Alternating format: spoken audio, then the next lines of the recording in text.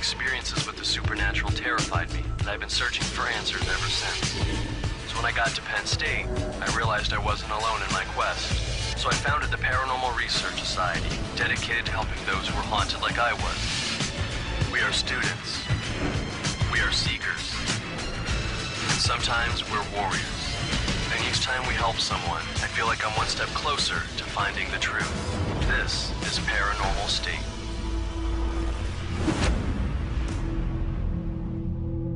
As you know, we're doing a case here at Penn State this weekend and East Halls. Stacy is a girl who's experiencing a haunting. Visual apparitions, voices, movement of objects. It all seemed to start when she played this Japanese candle game.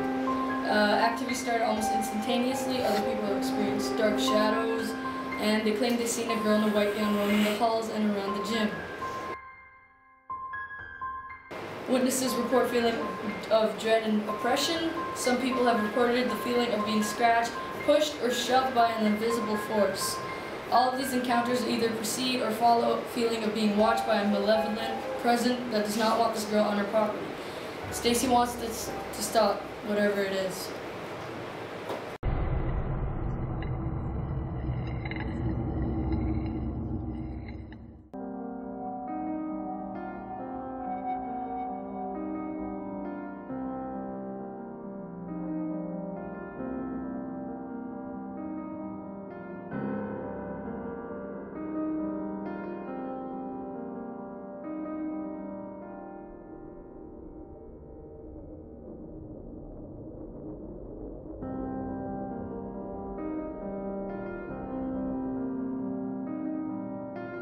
Okay, so it seems like a lot of things started happening all at once. Like a couple of weeks ago, I was at my locker getting my books, and so I wanted to see how I looked before I go to class, right?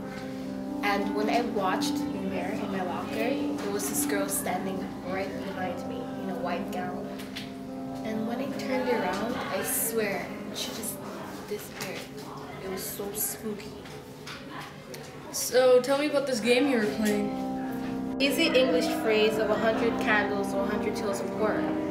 Basically, it's like every time we tell a horror story, we're supposed to tell different horror stories. And every time we tell a horror story, you blow out a candle, and they said that when the game is done, that about 100 spirits are going to break around with you. Oh, but did you notice an increase in activity after you played the game? Yeah. Have you heard any stories about hauntings on campus? Yeah, I have actually. I've heard about this girl who committed suicide in the girls' gym, changing room. You're a freshman, right? So you've only been here for a few months. Yeah. And have you told your parents about this? Yeah. What'd they say? They think it's stupid. Yeah? Director's log. I just finished my interview with Stacy. Although I'm not sure how serious her case is, I can definitely relate, since my parents didn't believe me when I told them my experiences either. We're heading back to the library to see if we can do some research about any deaths that occurred on campus, and to learn about the 100 Candles game. So this is your locker over here? Yeah. And when you were at your locker, you experienced something here, right? And that's when you saw that apparition. She looked at me from behind. Wow, what did the girl look like? Well, I couldn't really tell. She had long dark hair, a long white gown. She looked young, like she actually went to school here. Now, does it seem like everything is coming from over here? Yeah. Who was with you when that happened? I was alone.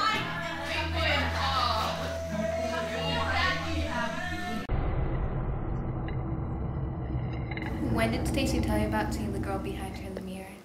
Oh, she told me right after it happened. So, what did you experience? I saw a girl with a white sort of gown on. She looked angry. That's all very nice, but I'm kind of hungry. I'm hungry too. I'm up for some Taco Buell. Me too. Director's log. I decided to visit the library. After doing some research, we learned that a girl around Stacy's age did commit suicide on campus. As for the 100 Candles game, it is said that it does warn of strange things to happen after playing. It also says there are two different versions, the Chinese version that attracts 100 spirits and the Japanese version that has one spirit. Since this is the site of where Clara Windsor had committed suicide, I think it's the perfect place to try and contact any spirits lingering on campus, including the one that may or may not be haunting Stacy. 100 candles would be placed in a circle and the players would each tell a ghoulish tale, often a story from their local village, or perhaps a more personal experience. As each tale ended, the storyteller would douse a single candle, the light slowly fading as the tension rose. The game was said to be a ritual of evocation, the expiration of each story and each candle summoning more spiritual energy, transforming the room into a beacon for the dead. With the vanishing of the final light, someone or something terrible would be awaiting in the darkness.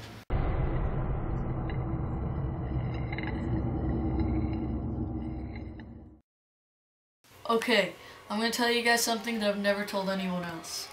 When I was younger, I had a bunk bed. When I was older, I had a chair. What kind of sheets did you have? Spider-Man bed sheets.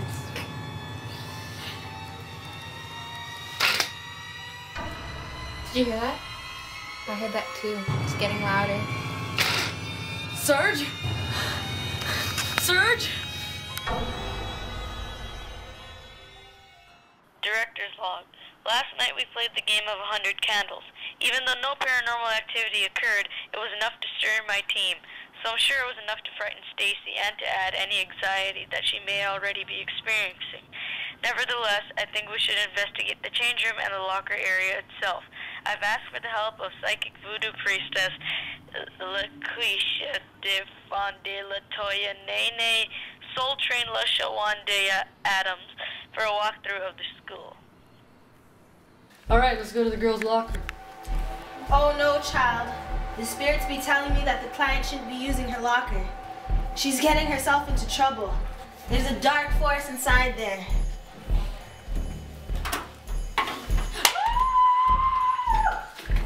That was scary! So was that some spiritual chant you were saying to make the spirit go away? No, baby, it's black magic. Director's log. At the risk of adding another unsolved mystery to my files, my opinion at this point is that there are simply too many factors here to draw a solid conclusion in Stacy's case. Her experiences could be a product of her own anxiety or influenced by a campus legend, or they could be real. Right now, I think the most important thing we can do for Stacy is to make sure she knows that we're here for her, and we don't think she's crazy. Have you ever thought of maybe requesting to move from that locker? Yeah. People told me that I always have the option to move from my locker, but it seems like I'm always running away from my problems. Yeah, playing the games, that'll definitely help if you don't do that. I think you know that now.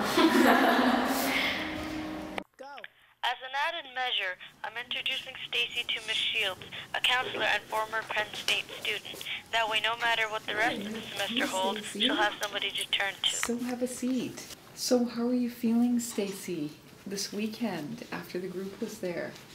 I think I'm going to try to not be anxious and stuff. Okay.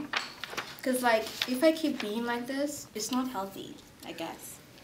I think it's important for you just to feel really empowered about using your locker and about feeling safe there and not feeling scared.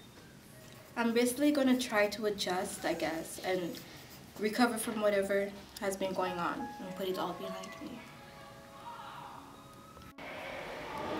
Again, we're always here, and I wanted to give you this. It's a Captain Jack Sparrow action figure, and it's been on my Pirates of the Caribbean cake, and I want you to have it, and it helped us a lot with our battles with Davy Jones.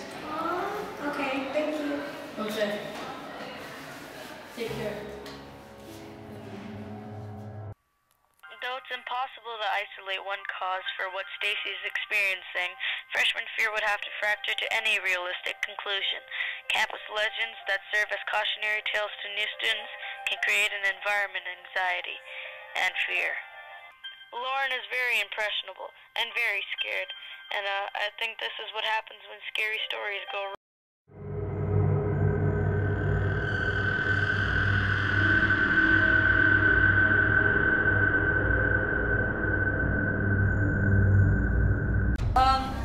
So So this week has been fun. I guess next time when something scares you, don't keep doing whatever it is that is scaring you.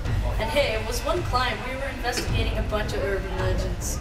Yeah. To Penn State and its urban legends. Do you think I know?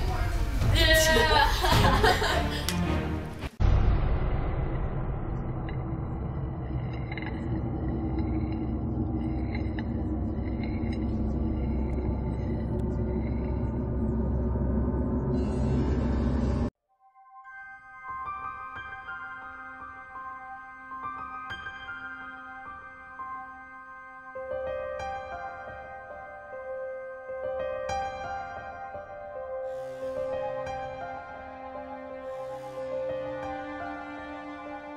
you